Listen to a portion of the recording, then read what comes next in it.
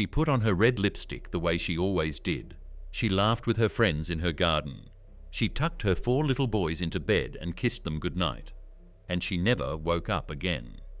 Jade Ward was 27 years old. She was not famous. She was not a public figure. She was a working mother from a small town in North Wales who loved clothes, dancing, and her children more than anything else in the world.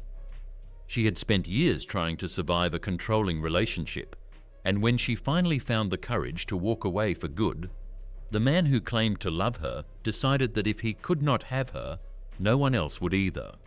What happened in that house in Shotton in the early hours of 26th August 2021 was not an accident. It was not a sudden loss of control. It was the final act of a man who had spent years trying to own a woman he never deserved. But this story does not end with a murder. It ends with a mother's name written into the law of the United Kingdom because Jade's family refused to let her death mean nothing. This is the story of Jade Ward. Jade Ward grew up in Shotton, a small working-class town in Flintshire, North Wales. The kind of place where everyone knows everyone, where people go to school together, marry people they grew up with, and raise their families within a few miles of where they were born. By the time she was in her early 20s, Jade had become one of those people that communities quietly depend on. Her family described her as bubbly, warm, and full of life. They said she always saw the good in people, even when those people did not deserve it. She was the type of woman who would get upset if someone killed a fly. She cared deeply about animals, children, and the people around her. She had a distinctive personal style. She loved clothes. She was always put together, always wearing her signature red lipstick, always walking into a room with a presence that people remembered long after she left. Her family said that when Jade entered a room, it lit up. She was the life of the party. She was always dancing, and she was a mother. That was the role she was most proud of. By her mid-20s, Jade had 4 sons, 4 boys she absolutely adored.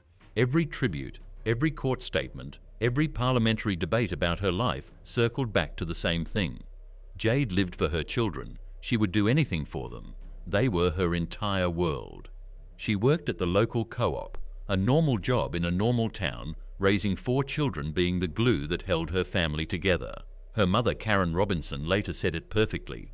Jade was just a normal girl working a part-time job. That was who she was, not a headline, not a statistic, a real person, living a real life.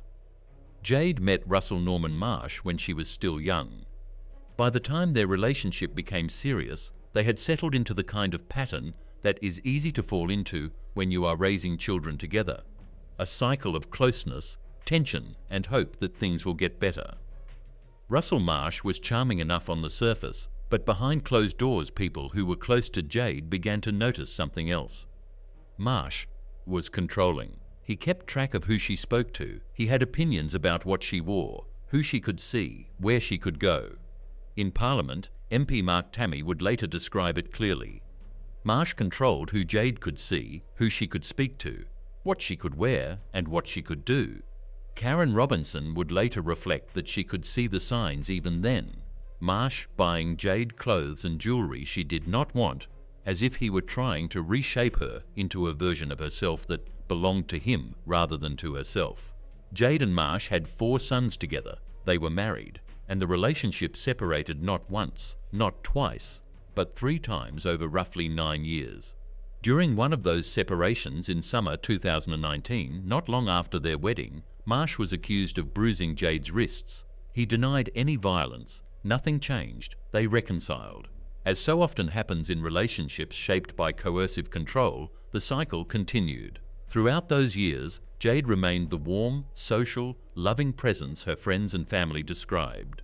She went to work, she raised her boys, she danced at parties and lit up rooms and wore her red lipstick and told herself, perhaps, that things would eventually be different. By the summer of 2021, something had shifted. Jade was 27 years old, her boys were growing up, and she made a decision that those close to her understood was final.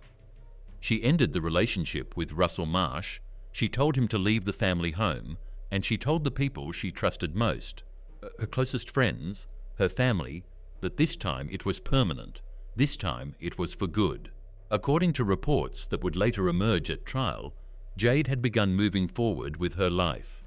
She was attending social events, she was reconnecting with friends, she was seen kissing another man at a party, a small, human, perfectly ordinary act of beginning again. When that information reached Russell Marsh, something inside him darkened. Marsh reportedly told friends that if he could not have Jade, no one could. Those words were not taken seriously enough. They rarely are until it is too late.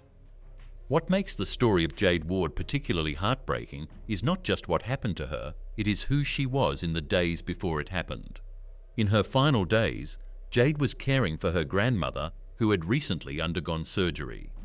She was sitting in her garden, laughing with her friends. She was taking care of her children, providing for them, planning for them. In Parliament, where her case would later be debated, she was described as living her final days in exactly this way, doing the things she had always done, being the person she had always been. On Wednesday, the 25th of August 2021, the day before she was murdered, North Wales Police later confirmed that Jade spent time with her 4 children, her friends and her family. That night, she put her boys to bed and went to sleep in her home on Chevrons Road, Shotton. Russell Marsh was working an overnight shift at Bioenergy in Ellesmere Port when he made a decision that would end Jade's life and destroy 4 children's world. He approached his supervisor and told him he needed to leave early. His brother, he said, had taken an overdose and needed hospital treatment. It was, according to the prosecution, a lie. Marsh left work, got in his vehicle and drove toward North Wales. CCTV cameras tracked his route. Automatic number plate recognition systems logged his progress. PON-MAS data traced his movements as he crossed into Flintshire. He was not rushing in a panic. He was driving deliberately, methodically, toward the house where Jade and their 4 children were sleeping. He arrived at the family home on Chevrons Road in the early hours of August 26, 2021. The boys were asleep. The house was quiet. What happened next is the hardest part of this story to write, and, for Jade's family, the hardest part to have heard repeated in a courtroom. Marsh entered the home. He found Jade in her bedroom, and he attacked her. He slashed her. He stabbed her. He strangled her. The pathology evidence later presented at trial showed multiple wounds across her body, including her face and her arms. It showed bruising consistent with grip marks. It showed defensive injuries around her hands. Jade fought back. Even in those final moments, Jade Ward fought to live. But Russell Marsh was bigger and stronger, and consumed by something that forensic psychology would later try to name, but that her family would always call by its simplest name: rage. Rage that she had chosen herself. Rage that she had moved on. Rage that she had decided her life was hers. The cause of death was asphyxiation. After killing her, Marsh covered Jade's body with a pile of clothes. He secured the bedroom door with a dressing gown cord. And then, and this is perhaps the most chilling detail of all, he went to his sleeping sons, woke them up, and drove them to his parents' home near Chester. He then walked into Blackham Police Station and handed himself in. When officers arrived at Chevrons Road shortly before 9:20 a.m. on the 26th of August 2021, they found Jade's body in her bedroom, covered under clothing. She was 27 years old. The shock in Shotton was immediate. Within hours, a roadside memorial began to grow outside the family home on Chevrons Road. Flowers, balloons, photographs, candles, teddy bears, handwritten notes from people who loved her, people who knew her, and strangers who had only heard her name that morning. Jade's family issued a tribute through North Wales Police. They described her as kind, caring, the sunshine in their lives, the glue that held the family together. They said she was loved by everybody who had the privilege of knowing her, and that her life had been ahead of her. Jade's sister, Taylor Wesley, later organised a balloon release on Chevrons Road. Hundreds of people came. Taylor said Jade would have been so proud because the turnout showed how loved she was. Marsh did not simply deny killing Jade. He offered explanations that attempted to shift the blame onto her. He initially claimed her death was accidental, alleging she had asked him to choke her during sex. When that explanation failed to hold, he told the jury that Jade had mutilated herself and then taunted him. The jury heard him. they considered what he said, and then, after around 2 hours of deliberation, on April 6, 2022, they returned a verdict of guilty of murder. Jade's family sat through the entire trial. They listened to every version of events Marsh offered. They listened to what the judge would later call falsehoods and slurs directed at Jade and her family. They sat there and endured it because they had no other choice. Judge Reese Rowlands praised them for their restraint. On April 12, 2022, Russell Marsh was sentenced to life imprisonment with a minimum term of 25 years before he could be considered for parole. Judge Rowlands addressed Marsh directly. He described him as possessive, jealous, self-pitying and resentful. He said Marsh had subjected Jade to a prolonged and cruel attack because she had dared, in Marsh's eyes, to end the controlling and unequal relationship they had shared. He said Marsh had been consumed by self-pity and jealousy, and that he had shown no real remorse throughout the proceedings. He said that Jade had found living with Marsh very difficult because of his possessive behaviour. He said the attack was brutal. He said the children had been just yards away. For Jade's family, the life sentence felt like justice. Finally, something that matched the weight of what had been done. But within days of the verdict, they discovered something that turned their grief into fury. Russell Marsh still had parental responsibility for the boys. Forensic and investigative analysis. The investigation into Jade Ward's murder is a strong example of how modern domestic homicide cases are built around digital evidence, not just physical crime scenes. Marsh's movements before the murder were reconstructed almost entirely through technology. CCTV footage tracked his car leaving the area near Ellesmere Port. A NPR camera's automatic number plate recognition logged his vehicle at specific locations at specific times, building a timestamp trail from his workplace towards Shotton. Phone mass data placed his mobile device moving in the same direction, corroborating the vehicle evidence independently. This digital reconstruction was critical because Marsh's defence depended on casting doubt on intent and planning. The movement evidence showed he did not arrive at the house by chance or in an uncontrolled moment of passion. He used a false excuse to leave work. He drove a significant distance. He arrived at a specific address. Each of those steps is a deliberate choice. The physical evidence from the scene told a different story from the one Marsh offered in court. Pathology reports identified multiple injuries across Jade's body. Wounds to her face and arms, bruising consistent with grip force, and the defensive injuries on her hands that confirmed she had fought back. The cause of death, asphyxiation, was consistent with strangulation, one of the most intimate and deliberate forms of killing. The bedroom door had been secured with a dressing gown cord, and Jade's body had been covered with clothing. Both of these details pointed to post-mortem concealment, behaviour designed to delay discovery and create time for Marsh to remove the children and hand himself in on his own terms. Marsh's strategy of handing himself in is also forensically significant. By arriving at a police station and saying he had done something horrible, he controlled the initial narrative of the investigation. He was the one who reported it. He set the timeline. This is not unusual in domestic homicide cases. Perpetrators who control the scene and the discovery often attempt to control the investigation from the moment it begins. The case also later became the subject of a social media murders documentary episode which cited digital forensics and body camera footage as key elements of the evidential picture. Social media and messaging data, WhatsApp activity, call logs, movement between contacts, increasingly form part of the investigative record in domestic homicide cases, helping establish patterns of behaviour before the crime occurs. Psychological analysis. The murder of Jade Ward fits a pattern that researchers in the field of domestic homicide have studied for decades, but which courts, communities and families only began to fully name and recognise in relatively recent years. That pattern has a name, coercive control, and it is the architecture beneath everything that happened in this case. Coercive control is not a single act of violence. It is a sustained system of behaviours designed to dominate, monitor and limit a partner's autonomy. It includes controlling who they see, what they wear, where they go and what they do. exactly the behaviours that MP Mark Tammy described in Parliament when he spoke about Jade's relationship with Marsh. It is psychological before it is physical. It operates through erosion, not explosion. The most dangerous moment in a relationship defined by coercive control is not the middle, it is the end. Research consistently shows that the period when a victim tries to leave or has already left is when the risk of lethal violence is highest. This is sometimes called separation violence or separation assault.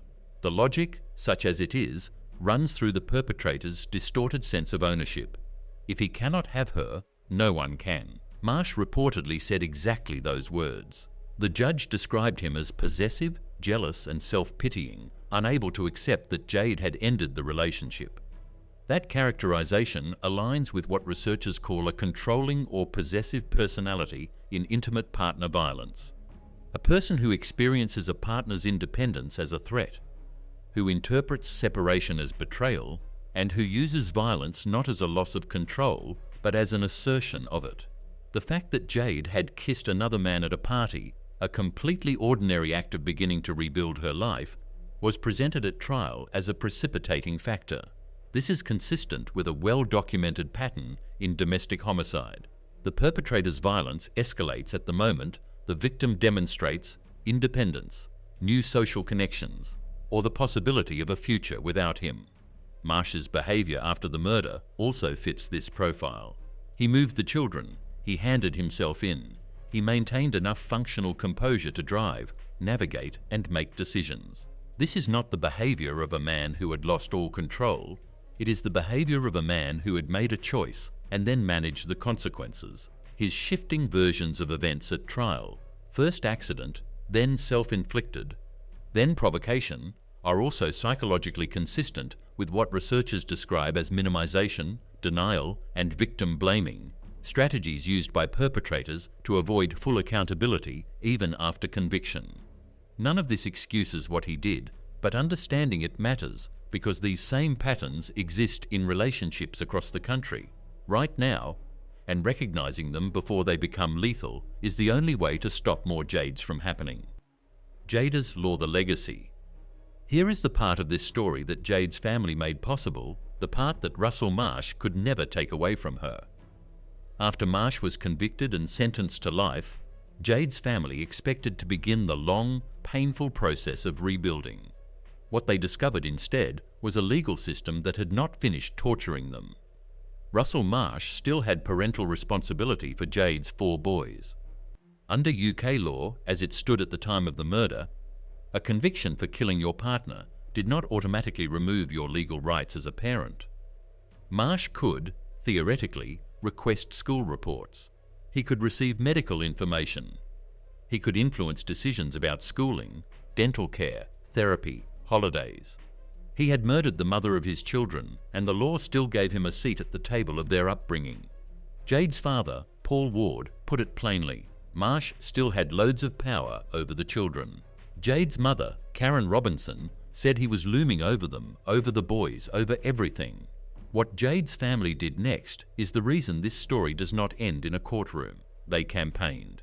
A petition calling for the automatic removal of parental responsibility from parents convicted of killing the other parent gathered 113,000 signatures in less than 3 weeks. Edwin Duggan, a family friend, helped drive the effort. Taylor Wesley, Jade's sister, said publicly that they had to be Jade's voice because hers had been taken away. Karen said she would never stop. They called it Jade's Law. In October 2023, the UK government announced that the Victims and Prisoners Bill would be amended to include exactly what Jade's family had been asking for. A parent who kills their partner or ex-partner with whom they share children would automatically have parental responsibility suspended at sentencing, subject to judicial review and child welfare safeguards. The reform was named after Jade Ward. It was included in the Victims and Prisoners Act 2024. As of early 2026, the government was still working through the implementation process, with the law expected to come into full force by the end of December 2026. It is not yet fully in place, but it is coming. And it is called Jade's Law because a 27-year-old mother from Shotton, who loved red lipstick and dancing, and her 4 boys made enough noise in death, through the family she left behind, to change the law of the land. That is who Jade Ward was, not only a victim, not only a name on a court file, a woman whose life meant something and whose death is being turned slowly into something that will protect children who do not yet know they need protecting. Jade Ward deserved to grow old. She deserved to see her boys grow up. She deserved the future she was just beginning to reach for in those final weeks of her life. She did not get that, but her name is now written into British law, and that is something Russell Marsh, for all the damage he did, could not stop. Every case leaves questions behind. What's your verdict? If you enjoyed this investigation, like the video and subscribe to Crime Scene Files for more true crime stories. Tell me your theory and where you're watching from in the comments now. Click the next case on your screen, because the truth is never as simple as it seems.